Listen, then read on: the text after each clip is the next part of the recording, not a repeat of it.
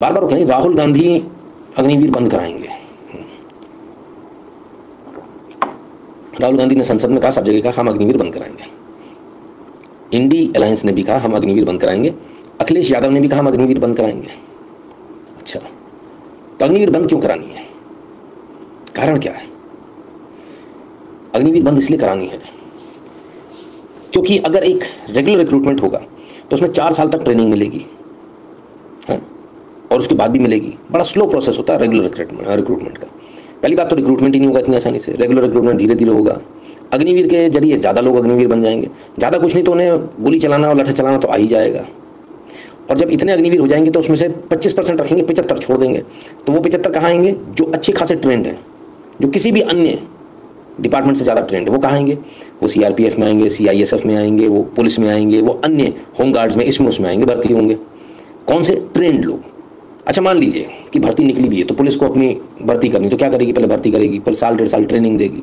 यहाँ ट्रेंड मिल जाएंगे लोग, और अभी से इतनी ट्रेनिंग दे दी गई है शुरुआती दौर में कि उनको डिसिप्लिन आ गया, उनको ट्रेनिंग के पूरा हिसाब किताब समझ में आ चुका है। गोली चलाना, लठे चलाना तो अभी से ही आ गया है।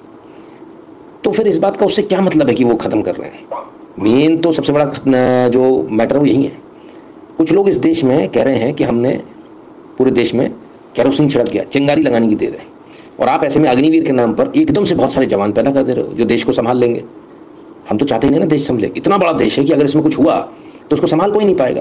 पर अगर अग्निवीर भर्ती कर लोगे, नए नए सारे लड़के रंगरूट भर्ती कर लोगे, तो पुराने तो वहाँ खड़े रहेंगे जो सेना में बॉर्डर पर खड़े हैं। नए वालों को यहाँ उतार दोगे आप अगर ज़रूरत पड़ी तो आप तो मैं लठ मार मार के भुस भर दोगे हमें। अब मैं समझ रहा हूँ, अब मेरे को समझ में आ रही है। मतलब आप हमारे को गुंडागर्दी नहीं करने दोगे, और हम तो मशहूर बदनाम हैं। हमने तो जीतने के बाद पत्रकारों को बंधक बना लिया था।